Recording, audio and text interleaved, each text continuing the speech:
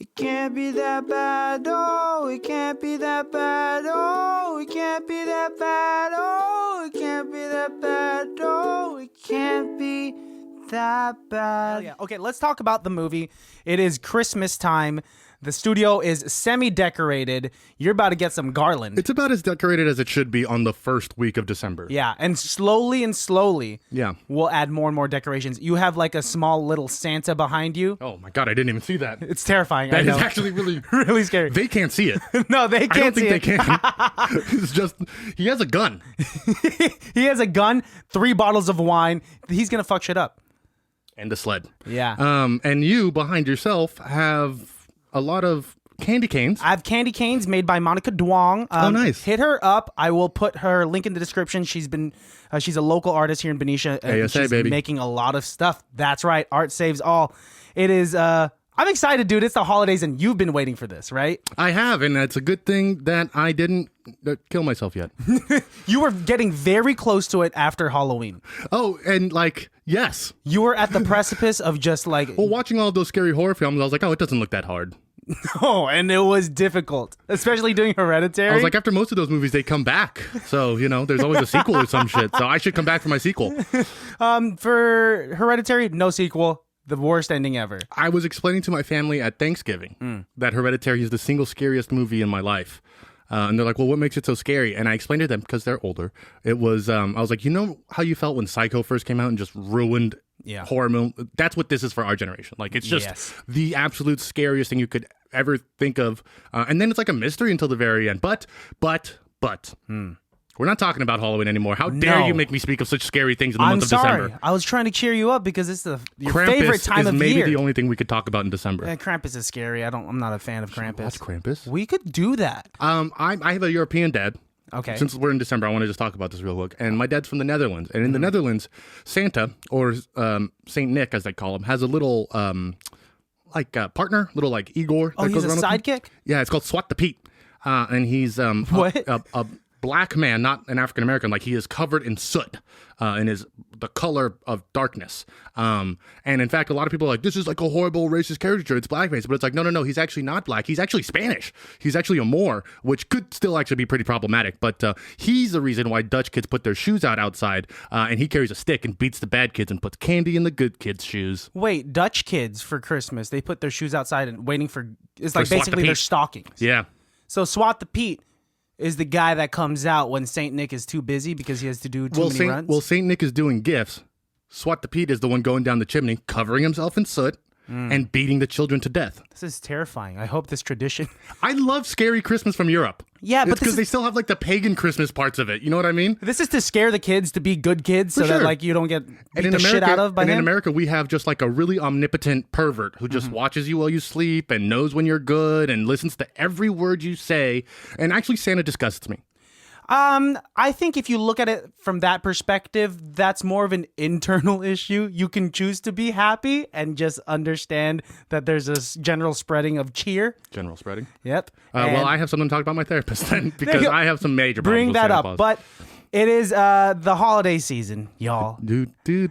And it's time that we watch some Christmas movies. And we start off pretty strong by watching a new, fresh movie from Netflix. Yes. Do you want to tell the baddies what we watched? We watched Love Hard, which I kind of feel like this movie was written about 7 years ago.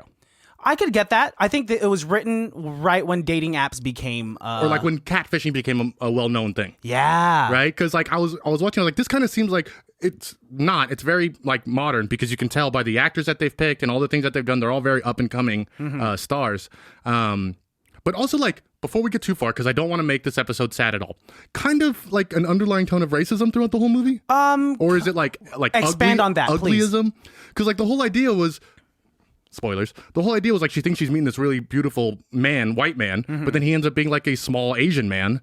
And then... I think it's uglyism. I think specifically Jimmy O. Yang is such an odd-looking guy. I don't think he's that odd-looking. No, I mean, but he like leans into it because that's how he gets roles, right? He's the weird Asian guy from Silicon Valley. Yeah. And then, but I don't think it's racism because did you see how tall and handsome his brother was, Owen? The guy from Glee. Yes. And then like even he's an asshole in his own right. And the grandma was cool with like a pixie cut and like She has her own dating app and all of that stuff. She's on Flirt Alert. She's not on Flirt Alert. It's called, what did I call it earlier? It was like Great play. But I'm pretty Disgusting. sure at the end when she shows him the messaging, Yeah. it's the pink and dark pink color coordinated. So I think maybe she might have switched to Flirt Alert. onto Flirt Alert. So she's going for them youngins. You've never been on a dating app. No, by the time we started dating, Melissa's in the studio, by the way. By the time we started dating, dating apps weren't really that big of a thing. I have spent a number of attempts on dating apps. Not now, because I'm very in a happy relationship. Karen's sitting right here with a gun to my head, so I have to say that. Say something. Fucking say it. I love you. But I had spent plenty of time on the Bumbles, on the Tinders. I did Grinders? a couple. No, none of the grinders. I did have a friend show me a guy on Grindr who does look exactly like me. Oh, there's a gay version of you? To the point where when he showed me the picture, my stomach dropped a little bit because I thought it was a picture of me. Get him on the podcast. I want gay Alejandro on the podcast. I don't know if I can find gay Alejandro, but I can find Chris who met gay Alejandro. Incredible. Yeah, we'll get him on. Dating apps are hard. I bet. I mean, like, if there's any truth to this movie in regards to dating apps, like, I don't know how often people get catfished nowadays. I don't either, but I can tell you what is true about this movie is I had Tinder about 4 separate times, maybe a total of 12 months altogether. I never got one hit on Tinder. Man, it's that Not tough. one. I got more play on Bumble and Coffee Meets Bagel because I'm a nice guy. Coffee Meets Bagels for the people like, I really actually want to get to know you. Tinder's like, I'm just trying to go to Pound Town, right? Honestly, they're not as pretty on Coffee Meets Bagel, but they're better class of people. There you go. Yeah. There you go. And then I met my girl through Instagram, so it's like you don't even really need these things. You met your girl through school. And she eventually, second grade, yes, she came back around. slid into your DMs. Well, she slides. Shall we do the itty bitty? Let's do it. We watched a movie called Love Hard. It was released in the year 2021. Oh, I love it. 2021. It's like a nice, Madrid Spanish. You know what I mean? The V's sound like B's. Yeah. It's a runtime of an hour and 45 minutes, or 105 minutes, Melissa, since you're here. It's a bit of a slog for me. Was not for me. Yeah, I know you loved it. Again, like I said before we started recording, this is not a movie I probably would have watched anymore. I would watch this by myself easily. Karen did watch this without me like a couple of weeks ago. She watched it while I was at work. Did she like it? Because her thing was like, oh, Alex isn't going to watch this movie. So then I say, oh, we're going to watch Love Hard. And she's like, are you really? And I was like, yeah. And like, it's a palatable movie. It's what you expect. It's a rom-com, and I'm just not in rom-com mood for the last 4 years. So Man, I'm in the rom-com mood specifically with that Christmas sprinkle, you know? And that's yes. I need to preface though, I was pretty drunk when I watched this. Oh, and as was I. And it made it that much better for me. It makes it fun. Yeah. You kind of need to be kind of drunk. What this movie does for me, and we'll finish this off, but I always love the underdog stories. You don't finish me out. Stay away from me, sir. But let's finish this off now. You like underdog stories. Mm-hmm. Have you seen the movie Underdog? No. Well, it's about a dog superhero. He's the underdog. He always saves the day. Anyways, it has a rating of 50% on Rotten Tomatoes, a 6.3 on the International Movie Database of America, and it also has a 42% on Metacritic. I'm sorry, Metacritic. It has a Google rating. Do you like to guess the Google user? I'm going to say it was okay. I'm going to say like 81%. 86%. 86? Okay, 86%. I'm glad people are liking it. It is just run-of-the-mill enough. Yeah. And not hallmarky enough to be bad. Yeah. But just rom-com-y enough to be the good kind of bad. Yeah. It's a good kind of bad. It's the good kind of... It was TVMA, right? Oh, our producer just texted me. Juliet. I'm in the middle of something. We got to get her back in the studio. Synapses coming at you. Right at you. Very long, so buckle in. After meeting her perfect match on a dating app, an LA writer learns she's been catfished when she flies 3,000 miles to surprise him for Christmas. Is that it? I think you said buckle up. It's going to be really long. I was waiting for it. 3,000 miles. It's a lot. Okay. You recently took a 3,000-mile flight. Yeah, but like this was completely planned. I'm going to say Natalie, the main character in this movie, messed up because don't surprise some dude you've never met for Christmas. They're both incredibly flawed. And that's the one thing that I love about this movie is by the end of it, they point that out as well. Yeah. They're like, because sometimes in rom-coms or something, they always just like, oh, no, it's okay because like he loves her. And it's like, no, he's standing outside our room at night. She already said no to him. She doesn't want to be with him, but because he's so dedicated, like he showed up at night. That makes it okay. It's a major problem, actually. Yeah, like he points it out. He says, like, you're the one that showed up here unexpectedly to meet a guy you've never met. And now you're pretending to do something. How is that any different than what I did? Right? They're both extremely flawed. But yeah, they do point it out, and I like that. Because she has like that speech at the end. She's just like, when she's writing her paper at the very end, and she's just like, what I've realized is that I'm too busy focusing on other people's flaws when the flaw is just on the inside. Okay, in the first scene, they say that to her. They're like, you know what? You've been on all these dates and it's not working. You know what the common denominator is? You. And she's like, nah. In the very beginning, they told us that. She thinks she's hot shit. She's so cocky. She honestly looked better with her kiwi rash. She looked so scary. That actually was the funniest scene because she turns around and she's... We'll get there. So I don't know anybody's name except for Jimmy O Yang. What was his name again? Jimmy O Yang. Josh. No. His character's name is Josh. I thought you just wanted me to say it one more time for you. Wait, what did you just say? What is his name? Repeat yourself. I know their names. Josh and... Owen's the older brother. We have Natalie, who's the main girl. Fantastic. June's the grandma. And we got Tag, who's the cool guy. Tag is the cool guy. Also, not a real name. No. Although, as I'm saying that, I do realize I do know one person named Tag. We all know a person named Tag. So. It's the same person. Yeah, it's not him. Probably just as like, he's also a good looking guy, but this guy, the guy that played Tag, he is a good looking guy. Yeah, I mean, he's conventionally good looking. Yes, I will give you that. He looks like the dude from Entourage a little bit. I think the friend is a little bit hotter, actually. Which friend? The one that just got out of jail, Eric. E-Rock? E-Rock. you thought he was the good looking one? I thought E-Rock should be the guy that she's going after. So what's her name? Lauren? Larry? Natalie. Natalie? Yeah. Woof. Whoa. So Natalie's a rampant dater. And it's not just because she's a whore she's not at all. She actually is writing articles about each bad date for her job. She works for like some media company that capitalizes on her mishaps. A social media company. But it's called Soch. It legit is? Yeah. Wow. So cool. It actually kind of is. That's actually kind of a cool name. I kind of feel bad for all the guys though. Right? I mean... In that... Oh, that she dates with? Yeah. Yeah, it's the same idea as Failure to Launch or... no, How to Lose a Guy in 10 Days. Yeah. Except, I feel bad for the guys. Yeah. This is Christmas, How to Lose a Guy in 10 Days. I have a question. Or How to Gain a Guy. Once she, like, matches with Josh, when she thinks that Josh looks like Tag still, and they start talking on the phone, Jimmy O Yang has a thick enough Asian accent to the point, like, where you're talking on the phone with this guy for 2 weeks, how do you not know he's a catfish? It's not even... And this might... show my hand a little bit, but it's for me. I knew it was immediately Jimmy O Yang. Yeah, because like I've heard his stand up before, and I've seen him like do shows and stuff like that, and so immediately I was like, oh, I wish I didn't know that he was in this movie. And then we probably wouldn't be able to tell. Just right? like I didn't want to know the Hulk was in Thor Ragnarok, but they put it in all the trailers and shit. Spoiled it for you. Okay. And then now in Spider-Man, they're not showing me the other Spider-Man in the trailers, and I'm just as pissed. Well, let's hope they're still in those movies, man. I really don't think they are. I'm going to say yes, and I'm ready to be disappointed. As we're getting closer and closer, I'm believing less and less. Yeah. Okay, we'll see. Well, it's December, so it'll come out now. Yeah. She's matches with Josh, and I will say there is a real shot of adrenaline and excitement you get when you match with somebody on one of these apps. Because tell me more, please. I don't know. Because for me, at least, it is such a crash and burn so many times. I'm not very good at social media anyways. Yeah. And then to make a whole social media about me, like, talking myself up and like having to pick my best pictures and things like that. So like I inherently you can see why there's I a wouldn't be legit good strategy at it. behind it. Yeah, I have a picture of a dog so that they know you're carrying, picture where I'm outdoors. This is jumping a little bit, but when they do finally meet and Jimmy O Yang shows his original profile pictures, it is so he has fucking like an funny. axe. He has an axe and it's just like it shows us that I'm outdoorsy. I'm a man, right? And then he has a monkey wrench in front of a toilet. And it looks like he's just taking a shit in that picture. And then the last one is, of course, him holding just like a big, thick rope. Yeah. Just like...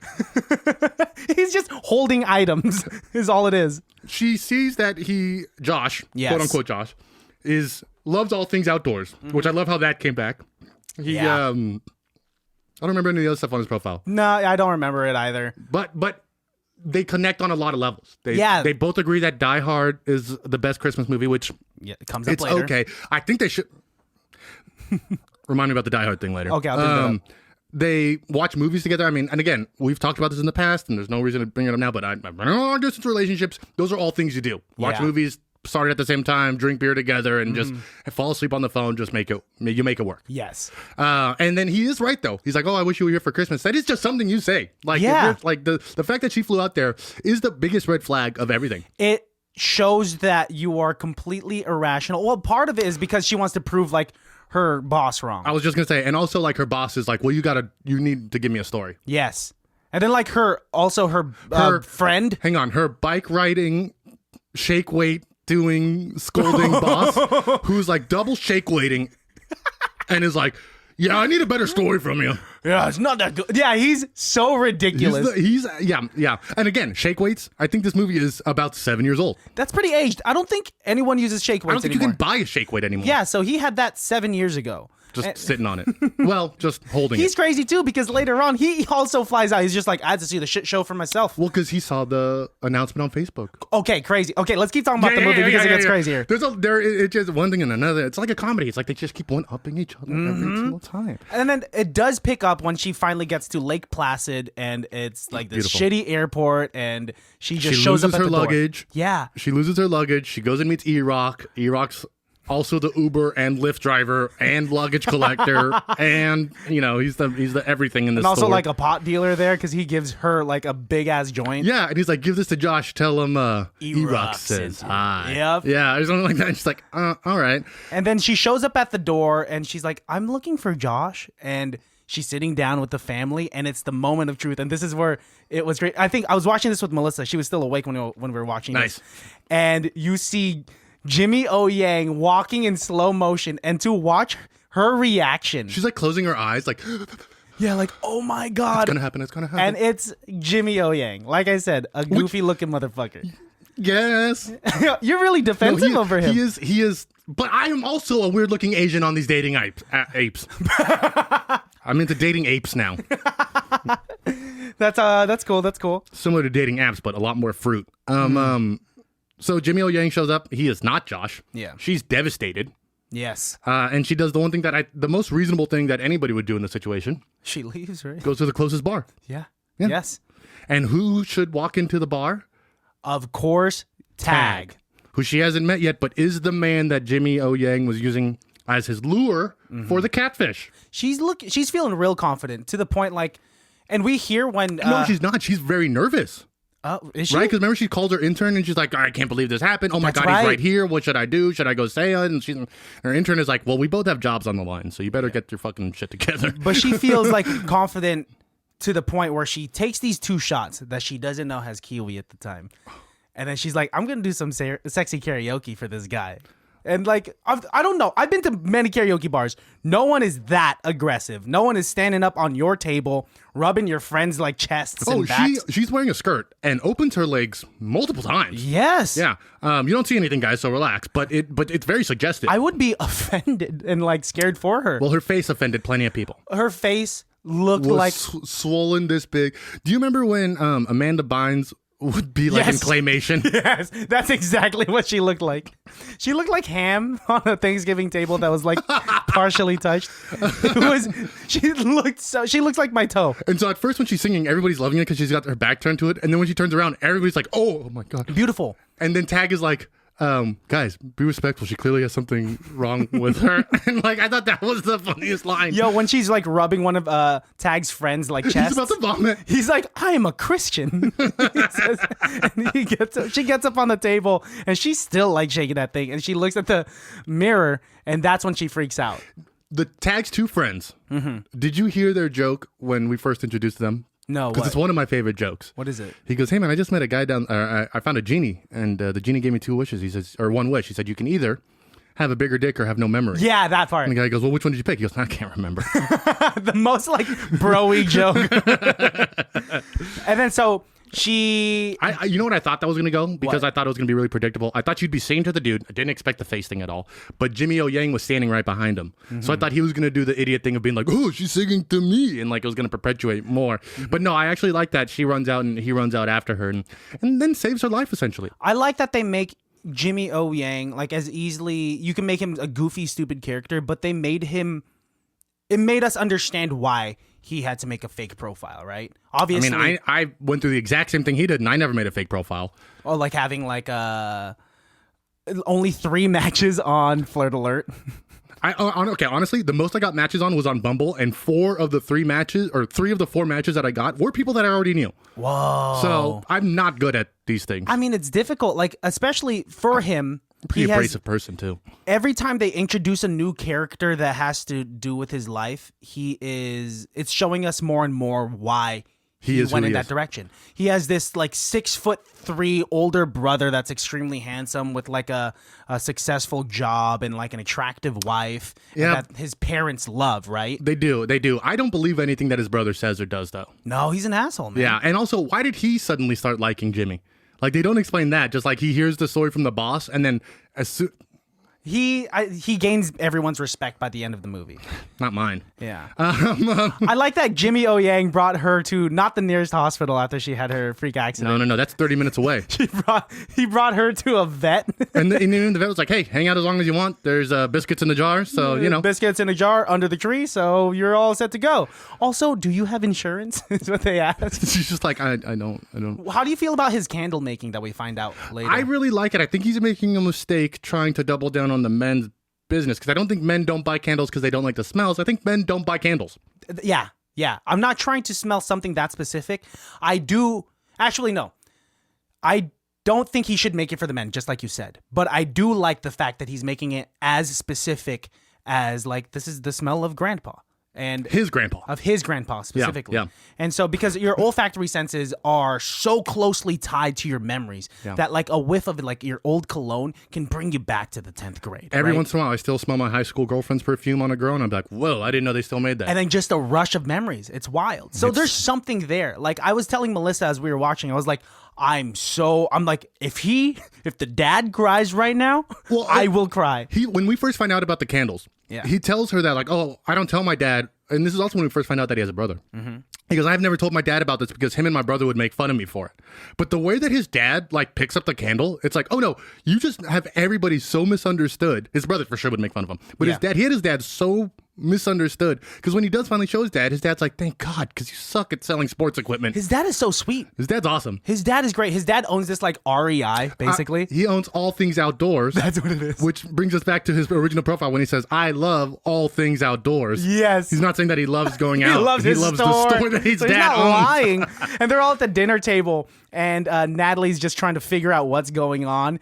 And Natalie was saying, like, so does Josh get to go outside a lot? Does he travel a lot? And his dad is like, well, if you count lunch trips to Applebee's, then he's always traveling. And her reaction isn't mad about that. She's just more mad about the fact that it's Applebee's. Mm-hmm. She's like, oh, Applebee's. Which is a great restaurant. My brother and his wife met there, so don't be a dick. We were literally just there last night. Did you have a quesadilla burger? Did not. I've had that before, but yesterday we had the Flamin' Hot Cheetos boneless wings. What? That's a thing. What? It'll hurt your heart because, like I said, I was drunk eating these hot Cheetos, and like I had such bad stomach aches this morning. Man. Worth it. Melissa and I looked at each other earlier today. We were like, we should have gotten 3 orders of that. Or like a laxative to really get it out. I recently made the mistake of eating 2 meals of Velveeta cheese before Thanksgiving dinner.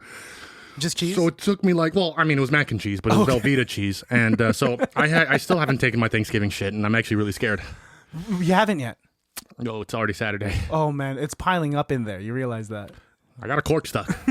Okay, I need to see a doctor. Let's get back to the movie. They do decide, though, to do the classic rom-com thing, where he's like, hey, if you help me, I'll help you, and everything will work out. And she's like, I'm not going to have sex with you. And he's like, that's not what I meant. He's like, I just want you to help me like meet girls and stuff like that, which is really sad because he's got the personality already. No, not help me meet girls. I just want you to pretend to be with me up until New Year's. No, until Christmas. Until Christmas, and then she's like, and then we can break up, and then you can go, and you won't have to worry about it. Because he's just trying to prove to his family, like, I'm enough. I'm good enough. Yeah, but he's not, though, because he keeps lying to them. Yes. And then this is eventually, obviously, like, one of the mantras of this movie is just be honest with yourself and, like, good will come, right? Oh, is that what it is? What did you think it was? I thought it was just lie, lie, lie until you convince your mark to also lie for you. So they're just not lying good enough.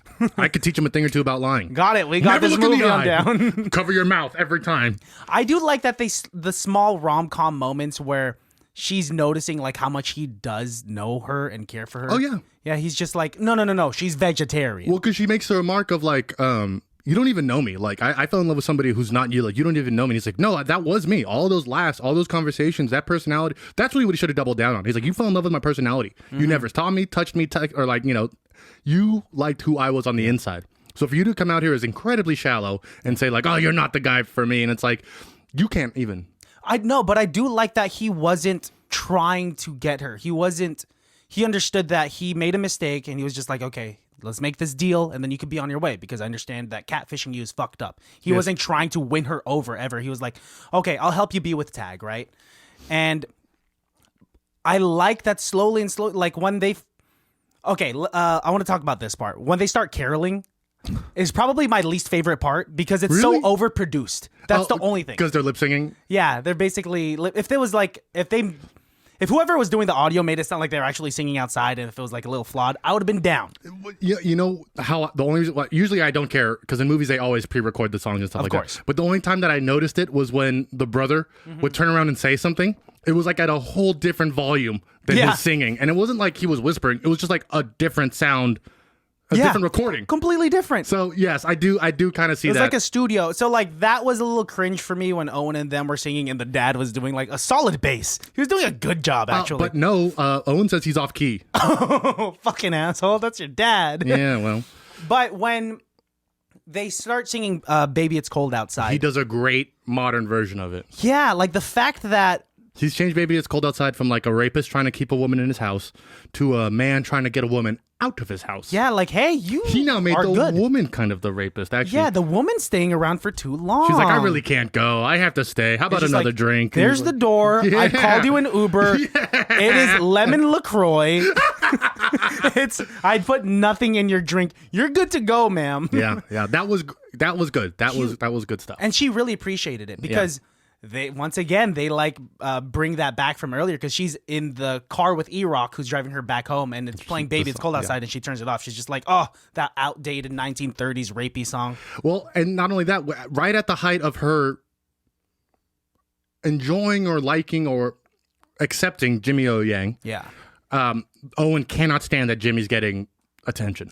Oh my gosh. I was getting so upset. Owen cannot stand. You can see him literally boiling. Yeah, he's just like, oh, well, guys, guess what? We have an announcement. You're gonna be grandparents. And of course, everybody shifts their attention now to them so that he can give it back. But then Jimmy... Do you think he should have done this? No, because his whole thing was like, oh, I hate when Owen does this. He does this all the time. Yeah. So his response is to do the exact same thing. Yeah. 2 rights don't make a wrong, my friend. No. But 3 rights make a left. His justification was that Natalie, prior to caroling, was like, you should say something. You should do something about your brother. Stand up for yourself. Yes. Not take a knee. Mm-hmm. Yeah. And so he straight up proposes to her. Grandma has a ring ready to go. Well, it's her ring. Mm-hmm. It is her ring. Yeah. That's right. She Aunt Maisen's like, give this one to her. And it's like, oh, I should get it resized or something. But no. Fits perfectly. Yeah, somehow, coincidentally. Does she wear that ring when she's on the date with Tag? No, she takes that shit off. At one point, she does like one of these things. I was like, I think she's wearing the ring. Whoa, that'd be fucked up. That's fucked up continuity on the studio's Netflix. Part. Yeah. But then, it gets crazy when it shows up on the papers. Small town, right? Yeah. So immediately they do well, hang on. Let's back up just 2 steps. Okay. So Jimmy agrees to help Natalie get Tag. He's like, because I know Tag. I've grown up with Tag. We used to be best friends in school. He's like, so I can help you kind of say no to Bergerac this motherfucker. Mm-hmm. And so they actually end up meeting because he comes into the store, All Things Outdoors, and Jimmy introduces him. But he introduces her as his cousin. Yeah. And even Tag's like, you guys are cousins? You can't see it. It's like, oh, it's my stepmom. It's actually just a step cousin. And like that was a fun line. That's a good save, yeah. But because it is a small town and because they're getting married, of course they make the announcement in the town and they have a full page spread of this wedding announcement. It's a big deal. And the best part is when they go around town stealing the newspapers. Love it. I love it. And that has to be so much fun. Oh, I would love to steal newspapers. They're like that newspaper boy. He's going to get fired, right? Yeah, I could see you in the car. But that was one of the best scenes because they're in the back seat and she finally gets to see those weird profile pictures we talked about before. Yes. And she's like, you should just take normal pictures of yourself because like what I like about you, you have freakishly straight teeth. And he's like, I do. 5 years of 5 years of braces. Yeah. And she was like, but the best part about you are your eyes. And I was like, wow. That's the most racist thing. That's fucked up, It Natalie. is. Yes. I hated that part. This whole movie made me cringe because as a man who appears to be Asian, I get all of the flack and none of the goodness. You get a lot of the goodness for being racially ambiguous, dude. Yes, but that's difficult in this day and age. No one has ever complimented me on my eyes. They say I have puppy slanty. No one's ever complimented me on my eyes either, pal.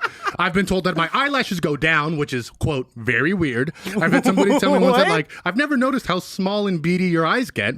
And I once had somebody tell me, he's like, you know, when you wear glasses, your eyes look normal. And when you don't wear glasses, that's normal because we've never seen you with glasses. Someone said to me that when I don't wear glasses, I look like a panda without the black circles around the eyes. I think you've sold that to me before, and I completely agree. I didn't think I was super blind until I went to go see an eye doctor fairly recently, and I took my glasses off, and they're like, "Oh my god, these are thick." And I was like, "Are they really?" I never thought about it. Big slap to the face. Tag does ask Natalie out on a date. Yeah. And Tag loves to do outdoorsy things, like hiking and rock climbing and things like that. So he invites her to go rock climbing. Yeah. And of course she fakes it and is like, "Oh yeah, I can rock climb. Let's go do it." So not do it, do the rock climbing. And Jimmy is like, "Okay, well, let me teach you some of the things on how to rock climb." Jimmy is a great rock climber, by the way. He's really good. We don't see it up until she like gets up to the top and is scared to go down. We actually never see him climb. Right, because it always cuts like he goes to grab the wall, and then it cuts, and then he's on top. So maybe he's not. Yeah, maybe not. But he gets up there quick. So this is one point that I wanted to talk about real quick. They make a bunch of callbacks to Die Hard. Yeah. And then when he's helping her get off the top of the mountain or off of this fake rock climbing mountain, he's like, "Look, just walk backwards towards the edge," and he like almost does like a countdown, and he essentially pushes her off. He was like, "Close your eyes, put on your AirPods, put on your favorite song, and just calm down. Let it go." Yeah. And it pushes her off. But if I was the director, you've seen Die Hard. Yeah. When Alan Rickman falls off the edge of the building or into the elevator shaft and dies, have you heard the story about that? Yeah. The director is like, "Okay, we're going to do it on 3. 1, 2, and then they pushed him. Yeah. And so that's why his reaction is like real. I wish he would have done that rather than just saying 1, 2, 3 and then doing it. If he would have just been like, "Look, I'm going to 1, 2, and then he pushes. If they had done it preemptively, a nice callback to Die. Whoa, that's good. The only thing I would have changed in this film.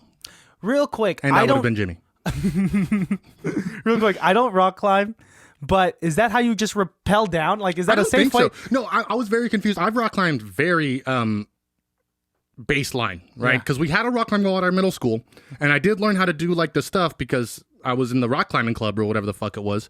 So based on that rudimentary knowledge, she comes down like in like, you know when you go to the state fair and they have the rock climbing wall, but it's like already connected and just like lets you down slowly? Yes. That's how she comes down. Because she lands on her feet flat. But the way that they're rock climbing, like they should have a belayer and there should be somebody down there being like, "Is she okay? Does she need help getting down?" She should have landed on her head, I think. No, I think she would have still been able to land on her feet, but it would have been a lot slower because somebody would be like... But it was pretty fast, huh? Oh, like Spider-Man. Yeah, and then Tag was like impressed. And then eventually... Wasn't he Tag's friend who was like, "Whoa, cool land. Way to stick..." No, it was Tag. Yeah. Who was like, "Way to stick the landing." Yes. Much like Spider-Man. Oh. I'm really excited for the Spider-Man movie. I I just can't get it out of my head. And of course, they get a second date. Yes. Right? Except this time they're going to go to Tag's family's restaurant. Because it's such a small town. Even before that, I thought that was the bobsledding date.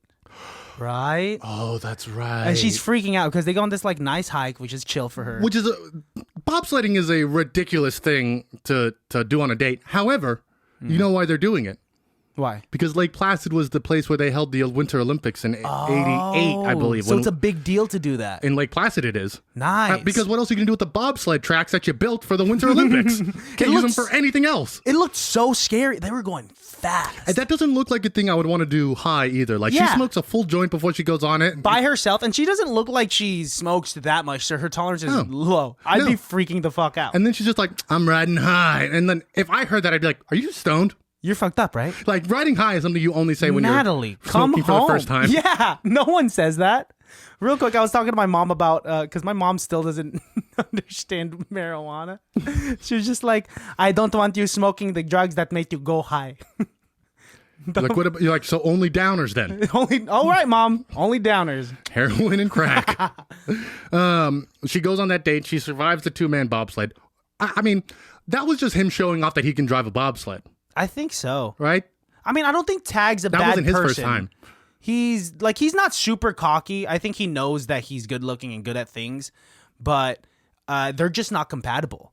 No, they're Because definitely, yeah. On the third date, he does take her to that restaurant, A steakhouse. a steakhouse, and she was like, and he specifically, and that disgusts her because she's vegetarian.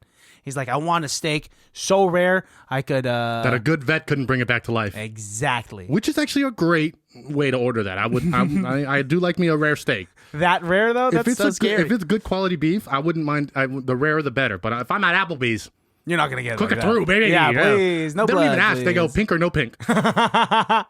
And he points at there's like a deer head Yes. on the wall, and she's like, "Oh, that's Bambi. That's Bambi." And he was like, "Yep, I shot that one." And she's disgusted. She's freaking the hell out. Although it should be more respectable. As a vegetarian, she should not like the factory farming system of America, so she shouldn't let people shop at stores. Here's a man who's killing and hunting and cutting his own beef and meat.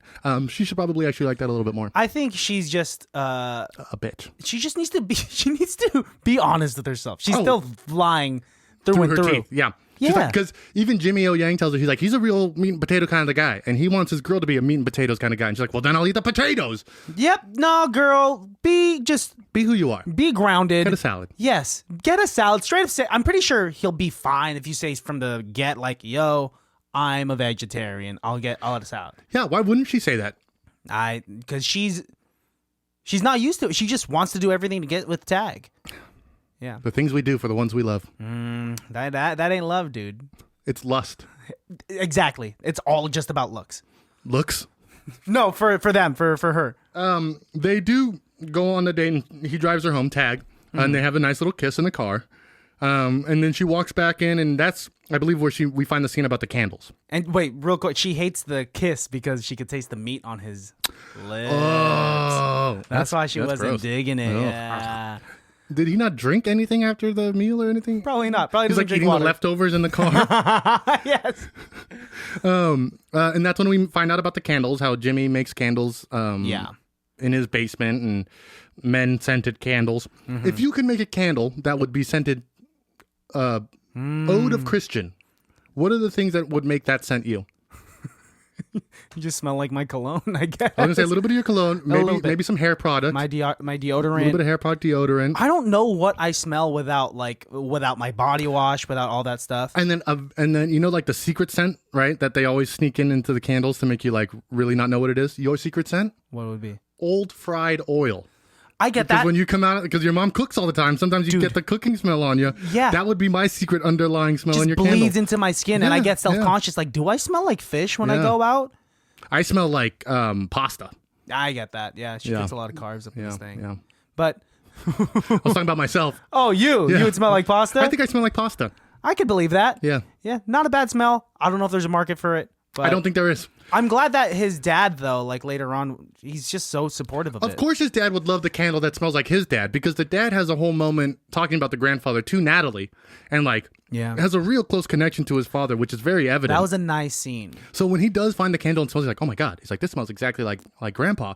Like that. Of course, his dad loved it. I was hoping he'd cry.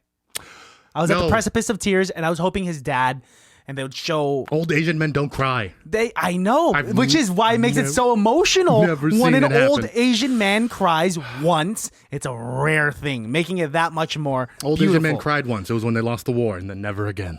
They just hide their tears. After that, they just hide their tears, man. I hear they have tear duct removal surgery in Asia. There's already not enough skin and shit to remove from Asian men's eyes. They're doing more removals. Yeah, but it's on the inside. That's what it is. Yeah. And actually, it's technically part of your nose. The tear ducts are on your nasal cavity. But I'm not a doctor, nor do I play one on TV. They do make a great reference to Love Actually, Yes. which I kind of called out when you sent me the two movies we were potentially going to do this year. I suggested it. Yeah. It was Love Hard and Love Actually. And looking at the two pictures side by side, I was like, oh, they have very similar fonts. Yeah. I wonder if that's going to come back later. And it really does. They do the whole sign thing, but their signs are way better. in this movie? Yes, because they're funnier, and they do the Mormon callback where he's like, "Tell them it's Mormons," and the dad hates when the Mormons come to the upset. door. Tell them to go away. Yeah, We're not converting. We're not gonna convert. And then he does he plays like a song, and he like talks to her and shit like that. And that was when I fell in love with Jimmy O Yang. Did not like that scene. That's the cringy part for you? Yeah, I don't know. It just didn't really work for me. Like the way she was doing it. Like I just did not feel that part. I think she could have told him it was him all along a different way. I don't know how. But like for all the different ways that they built up tension, like the whole engagement party. Yeah, yes, the surprise engagement party at the steakhouse that Tag's parents own. I had to pause so many times. That one was very confusing. That was first of all, how stupid is Tag? So dumb. Like, okay, yeah, let's throw him this engagement I haven't party. met the bride yet, and it's like, we'll do it. You didn't hear them all cheer when they walked in? Right? Yeah, they congratulate Natalie, and they're like, "Why are they congratulating you?" And she was just like, "Oh, I was like the 1,000th customer the at 400, the 4,000th customer at the supermarket." And they're like, oh, "Okay, that's cool." And then she does this grand speech at the end where like Tag's parents are watching and everything. Well, the whole city's there. Yes, yeah, the whole city, which has a population of about 100. Yes, they do say that. Yeah, all up in that thing, and she is like, "All right." This entire and really just throws Jimmy O Yang under the bus. Yeah, for sure. Like, no, there's no need for that public She speech. takes no, well, I was gonna say credit, but no like responsibility for any of the shit that she's done because, as Jimmy points out to her, she's doing just what he's doing. She's pretending to be somebody else that she's not. She's faking all these things to try and get a guy. And what do you think's gonna happen when they do find out? I like when they explain that to the old people on how to use dating apps. And that was a great scene. I don't want to tell him I'm in a wheelchair. And they'll be like, tell him you roll around a lot. You roll around with the homies. Yeah. And then they're like, what if I don't want them to know that I have Parkinson's? Like, I'll just say I'm always on the move. And it's like, how about Hank over there who's bedridden? So that part that was the funniest part about it because I was like, why is that guy in the dining room? Because they're in like the rec room of the old people's home. And he's just like about to die. And they're just like, for his profile, just say Hank is more of like a stay-in type of guy. And Jimmy's like, look, you can't do that. You gotta like be honest with yourself. You don't want to start a relationship on a precipice of lies. And there's a beautiful backtrack because he's indirectly talking to Natalie, right? And about himself, yeah. And about himself, he's saying like, honesty is key, so on and so forth. It's beautiful. And then once he's done with his speech, the lady's like, so how do you spell curvy? With an EY or a Y? And they just go back to their dating app. That's also the same lady who's like, how do you tell them you're not into long-term things? And Jimmy was like, I think that's kind of a given. Yeah. Because they're all fucking old. The old people's homes. I think that was the funniest scene in the movie. Yeah, that was good. They did a good job with that one. Especially because that was the most like heartfelt one because they're both learning. That was Jimmy's speech, right? Yes. And then later on, Natalie does her speech and you can kind of see how they when she's writing her paper and all that stuff. Yes. Yeah. So Jimmy does actually kind of man up a little bit by the end of it and doesn't want to take her shit. Yeah. Right? Especially after that big speech in front of the city. Yeah, it just throws him under the bus. So as she was going to, or actually at that party, her boss shows up. Yeah. So her boss is there and her boss is like, where are my your papers, please? Like a Nazi cop. He's a Gestapo now. Yes, your papers, please. Please. And she's just like, look, this is what's going on. And then he kind of like figures out the whole scam and he's like, this is great. He's like, you got to write about this. And she didn't really, I couldn't figure that part out. She didn't want to write about it anymore, or she wanted. Maybe she was just too hurt from it. Like she was so vulnerable for that, ashamed, embarrassed that she was just caught up in front of the entire city that's hard to write about. And then obviously she eventually does, and in a way where she's not shitting on the other guys like she did in the past papers she did, right? She shits on herself. She shits on herself, man. Yeah. And very Lou Reed of her. Disgusting. Yeah, Lou Reed I loved to have people shitting on him. Me that. Yeah. But it was like the typical rom-com wrap up. What? Before we get to that wrap up part, I just want to say she kind of like puts Jimmy on blast with the note and the candles. Yeah. Like that was that I do. On the table in front of all the. I do think that's kind of fucked up though. Yo, just text. Well, yeah, definitely. The note's fine. Leave him the note. But she did not have to put his candles out there. He already explained to her how nervous he is to tell his family about the candles. And she's like, one more thing before I leave. Well, what she also did, which is fucked up, is she lit all of the candles. Yeah, he can't different scents. He can't sell those now. You got rid of his inventory. It's gonna smell like shit. You bitch. So now it smells like grandpa. It smells like fresh cut grass. Yeah, fresh cut grass and like other manly scents. Fart. Old Spice. Not showering. Nut showers. Stuff like that. It smells bad in that room. And then she does her whole speech when she's typing up, and it's a good moment. It's a good... So you liked the whole Love Actually ending? I did like that part more than her narrating the speech. Yeah. Yeah. It was all kind of cheesy for me. That's a rom-com. Yeah, you're right. Maybe I was just sobering up toward the end of the movie, and I was just starting to realize, whoa, this is not that good. Like I said, I did not think this would be a movie I would pick to watch on my own, but watching it here, it isn't that bad. It's a fun rom-com. It's a good introduction into the holiday season. Got some Christmas to it, but not too much Christmas. It's not a lot, right? Yeah. But well, actually, it's actually quite a bit of Christmas. Well, yeah, the entire movie is a lot of Christmas, but it's not like as much Christmas as Jingle All the Way or like tentpole classics. Those take place on Christmas. Yes. Yes. We don't actually see Christmas here. I'm glad we don't. Yeah. Oh, at the end, and they're actually opening up presents together. Because they love Jimmy O Yang's family loves presents, and she's there with them opening presents and stuff. Big deal. And then even the brother, he gains the respect of his brother and all that. I don't know why. Why the fuck does his brother come around? Why do they give bad people redeeming qualities at the end of movies? His brother should have just stayed an asshole. What do you think he shouldn't have like a change of character? Well, what was the change? Because all we see is he's on this he's like at night on his laptop drinking Red Bull trying to figure out who Natalie is. You're right. He's doing all of these things to try and undermine their relationship and figure out what's going on, to the point where when he meets her boss, he learns everything about her, but we don't see that conversation. Just all we know is when that conversation's over, right. Suddenly he cares about her. That's right. He understands why she's doing it. So did the boss talk her up to Owen, or did he talk shit about her to Owen and Owen felt bad? I think her boss obviously told Owen about who the real Natalie is and why she's there. She's probably there to get a story. Yes. And I think Owen liked that just made that validated his suspicions about Josh not actually being in this relationship. So then shouldn't he isn't that him winning the hand then? Shouldn't he just double Owen down? Owen won the hand, yeah. He should have just doubled down and been like, I've been calling it the whole time. She's a fake, but instead But I he's think later on, I think when Natalie actually realized she was in love with Josh and not Tag is maybe when he started to respect Josh. Was just like, okay, maybe you are this person that you... Post her speech, yes. when she throws Jimmy under the bus. Yeah, but maybe... I think because Owen's like, that's what I would have done. Yeah, you're right. I like her too. She's great. Yeah. No, but the entire family heard that Love Actually speech at the end, right? That she gives. For sure, yeah, because they all walk out there and they're just... standing. Well, he's standing there, and then they're all watching, and he's like, yeah. Who was the wife? Is she anybody that we should know? Which wife? The mom? Owen's wife. Oh, no. Michaela Hoover. She's really fit. She had abs. She was in the Suicide Squad? Who? I think she was Mongal. Oh. I'm almost positive she was Mongal. That makes sense, because she looks strong, yeah. Yeah. Dope. That's hilarious. She's got a nice voice. Yes, if it's really her voice. And this new girl, Nina, I don't know if I've ever seen her in any movie. Have you ever seen her in anything? No, she looks like almost like what's her name? The girl from Shameless?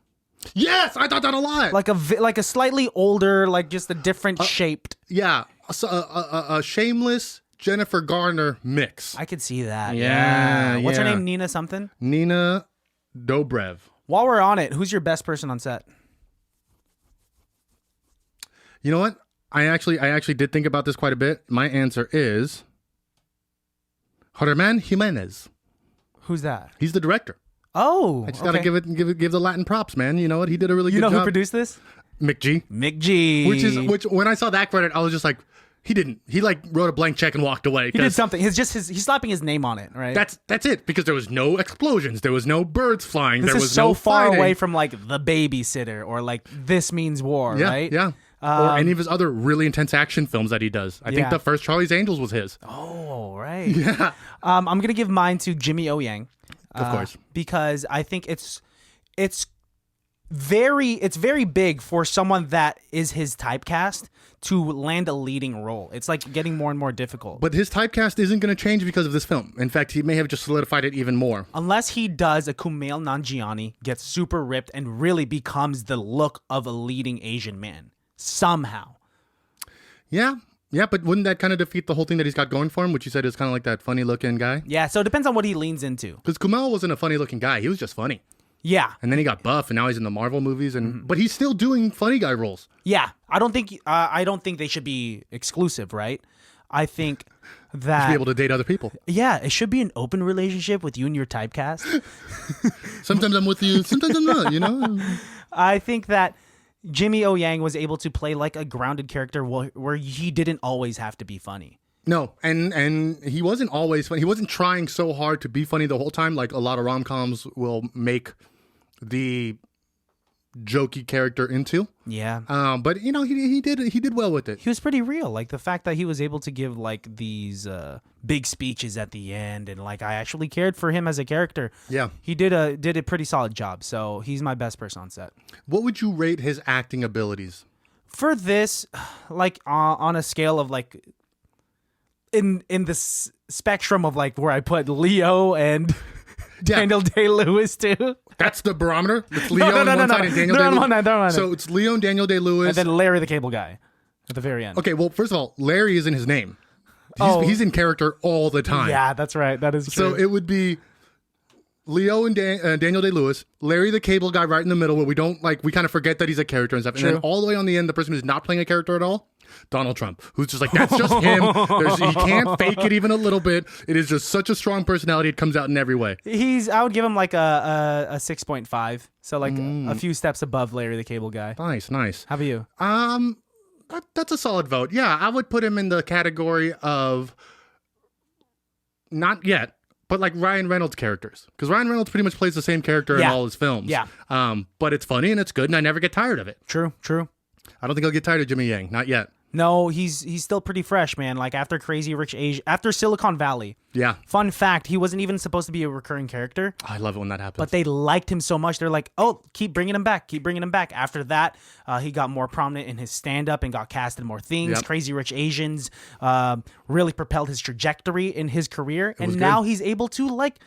He had, I think, a Netflix special recently, or was it just a special? Hulu. No, I think it was on Hulu, actually. A Hulu special, which was like special. actually pretty funny. It man. wasn't bad. I watched it not expecting anything, and it was. He had some solid setups and punchlines. Like, yeah, he's good. Even his appearances on like talk shows, they're pretty solid. He's doing great. I'm happy for him as a fellow Asian who wants to break out of certain like typecasts and stereotypes. Well, have I got a surprise for you? Coming in. No, I'm just kidding. James O Yang. It's like just like a white guy. My name's James O Yang. Rating? You want to rate me? Rate me. Rate the movie. I will rate the movie 3.5. Wow. Yeah. Is that a good? What do you mean? I mean, no. I would say my guess was going to be a 3. I think a 3 is a solid move. I always feel like when we do a 0.5, it's just because we don't have the heart to give it that higher number because it's actually the lower one, right? Whenever I do like a 0.5, I'm always like, I want it to be a 4, but it's really a 3, so I give it a 3.5. Yeah, right. That makes sense. Well, I'm giving it a 3 because I'm a realist. Okay, 3.5. I mean, I was a little drunk when I watched this. 3.5 is a B minus. Yeah, that's not bad, right? No. 3.5 out of 5. That's a C. It's a 7 out of 10 if you double it. No, I don't do maths. It's the fraction times 2. Fractions. I do like when they watch Love Actually and they're like, oh, that's the guy from Game of Thrones. And he's like, no, it's the guy from Walking Dead. Oh, I love that movie. And she goes, I love that documentary. Oh, that documentary. Oh, this dumb girl. Oh, goodness gracious. Great Balls of Christmas. I think this was a great introduction into the holiday season. I'm ready for it, man. I'm ready to suck down some eggnog and wrap some presents and cut down a tree that will never regrow and just like really enjoy the system or the season as the pagans involved. You know, they just really want us to do it. Tell us how you really feel. Well, Christmas is a bastardization of the winter solstice celebration that the pagans did that the Christians took over and made their own. Cool. Yeah. What I'm upset about is that my parents never actually laid out cookies or milk. What? Christmas is about Jesus, not Santa. From the get, I always knew Santa wasn't real. They never. That's. Yeah, I always knew it was Jesus' birthday though. Yeah, because we have those like little baby Jesus, the nativity action figures downstairs that are up all year long. Yeah. When she first finds out about Jimmy Yang, she storms out and grabs the baby Jesus from the nativity scene and hits him with it. Yeah, that baby Jesus was lit up the whole time.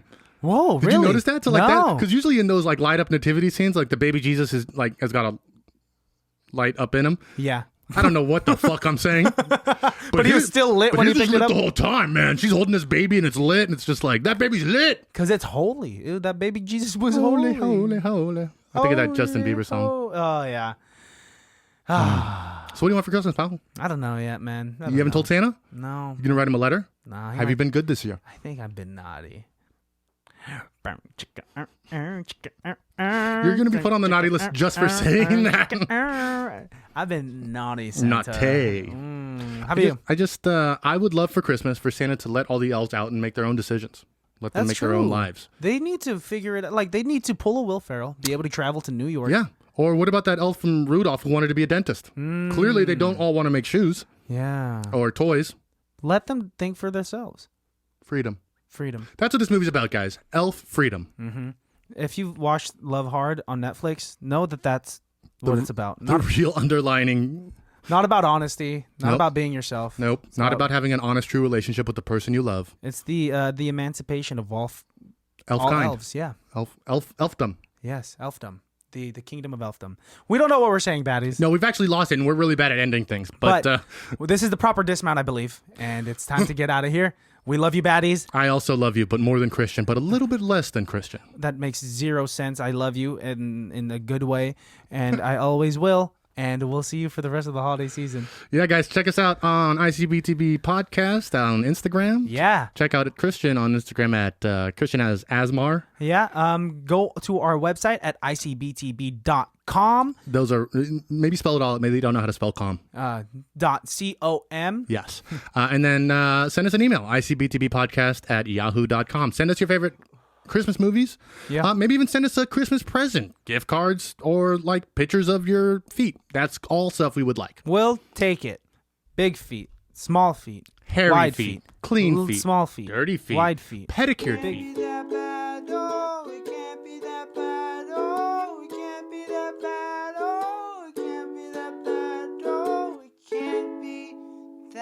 Bad.